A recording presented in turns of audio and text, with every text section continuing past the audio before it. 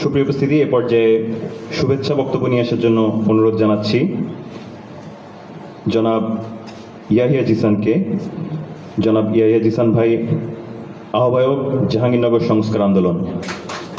ইয়াহিয়া জিসান ভাইকে তার বক্তব্য রাখার জন্য অনুরোধ জানাচ্ছি।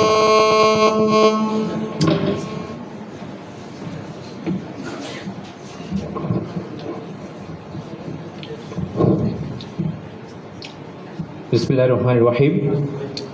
ইযা জাআ নাসরুল্লাহি ওয়াল ফাতহ ওয়া রাআইতান নাস ইয়াদখুলুনা ফী দীনিল্লাহি আফওয়াজা ফাসাব্বিহ বিহামদি রাব্বিকা ওয়াস্তাগফিরু ইন্নাহু কানা তাওয়াবা। কোরআনের একটি সূরা দিয়ে আমার বক্তব্য শুরু করছি। আল্লাহ রব্বুল আলামিন এই ছোট্ট সূরাতে বলছেন, যখন বিজয় আসবে তখন দেখবে, যখন আল্লাহর সাহায্য এবং বিজয় আসবে তখন দেখবে মানুষ দলে দলে আল্লাহর দিনে প্রবেশ করছে। তখন তুমি তাসবিহ পড়ো এবং ক্ষমা প্রার্থনা করো এবং আল্লাহ তওবা ক্ষমাকারী। বাংলাদেশ ইসলামী ছাত্র শিবির জাহাঙ্গীরনগর বিশ্ববিদ্যালয় কর্তৃক আয়োজিত আজকের এই পুরস্কার বিতরণী এবং আজক শিবির নৌ শিবির অনুষ্ঠানে উপস্থিত সম্মানিত শিবিরের কেন্দ্রীয় সভাপতি এবং অন্যান্য অতিথিবৃন্দ, উপস্থিত জাহাঙ্গীরনগর বিশ্ববিদ্যালয়ের শিক্ষার্থীবৃন্দ, সাংবাদিকবৃন্দ, সবাইকে সালাম জানাচ্ছি। আসসালামু আলাইকুম। আমরা দীর্ঘদিন জাহাঙ্গীরনগরে অ্যাক্টিভিজম করেছি, ছাত্র রাজনীতি করেছি। আমি ব্যক্তিগতভাবে বাংলাদেশ ছাত্র অধিকার পরিষদের সঙ্গে যুক্ত ছিলাম, ছাত্র অধিকার পরিষদের সাধারণ সম্পাদকের দায়িত্ব পালন করেছি। আমরা যারা ছাত্রলীগের বিরুদ্ধে কথা বলেছি, আমরা প্রায়শই একটি ট্যাগ পেতাম, সেটি হচ্ছে শিবির ট্যাগ। আমরা রাস্তায় বেরোলে বলা হতো বোধহয় শিবির করে, অথবা বলা হতো শিবিরের বি টিম।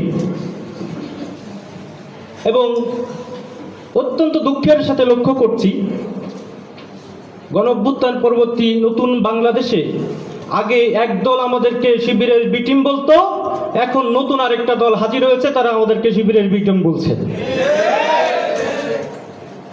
আমরা যেখানে গণঅভ্যুত্থানের পরে ঐক্যবদ্ধভাবে বাংলাদেশ বিনির্মাণের স্বপ্ন দেখেছি, আজকে সেখানে বিভাজনের যারা রেখা টানছে, বাংলাদেশের শিক্ষার্থীরা তাদেরকে সাদরে গ্রহণ করতে চাই না, চাবে না।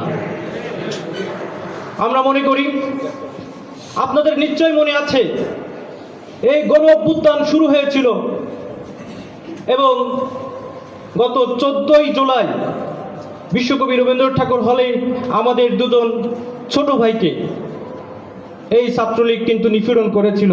তাদেরকে ডেকে বলেছিল, তোরা শিবির করিস। তারপরে বিশ্ববিদ্যালয়ের শিক্ষার্থীরা ওই ছাত্রলীগকে ধাওয়া দিয়ে সর্বপ্রথম বিশ্বকবি রবীন্দ্রনাথ ঠাকুর হল থেকে জয় বাংলা করে দিয়েছিল। এবং এটি ছিল ছাত্রলীগের প্রথম ধাওয়া। আমরা দেখেছি শিবির ট্যাগ দিয়ে কিভাবে বিমানবিকরণের রাজনীতি চলেছে বাংলাদেশে।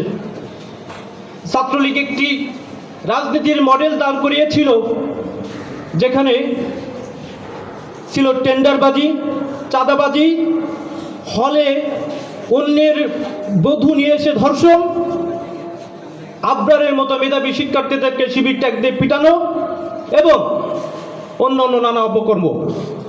গণ অভ্যুত্থান পরবর্তী নতুন বাংলাদেশে আমরা ছাত্রলীগ মডেলের ছাত্র রাজনীতি আর দেখতে চাই না।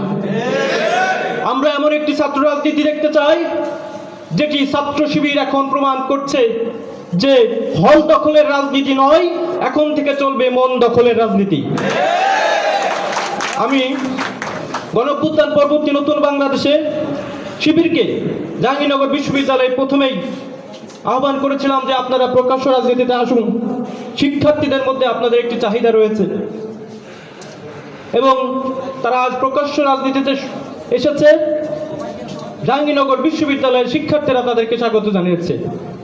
শুধু গুটি কয়েক কতিপয় শিক্ষার্থীরা তারা স্বাগত জানায়নি, জানাতে পারছে না। কারা ওরা? আমরা চিনি। ওরা ওই ফ্যাসিস্টের দোসর এবং শাহবাগের বিটিম বা শাহবাগের দোসর। এবং এই শাহবাগ কিভাবে এই ফ্যাসিজমকে দীর্ঘায়িত করেছে সেটা আমরা হারে হারে বুঝি। আমাদের নতুন করে বোঝানোর কিছু নেই। সুতরাং নতুন বাংলাদেশে যারা এখনো পর্যন্ত শাহবাগের দালালি করবে, শিক্ষার্থীদের মধ্যে তাদের কোনো স্থান নেই, তারা বিতাড়িত হবে ইনশাল্লাহ। আমি শেষ করতে চাই একটি আমার প্রিয় কবি মতিউর রহমান মল্লিকের একটি ছোট্ট কবিতা দিয়ে। এই দুর্যোগে, এই দুর্ভোগে আজ জাগতেই হবে তোমাকে, এই মরু বিয়াদনে প্রাণ আনতেই হবে তোমাকে। সবাইকে ধন্যবাদ।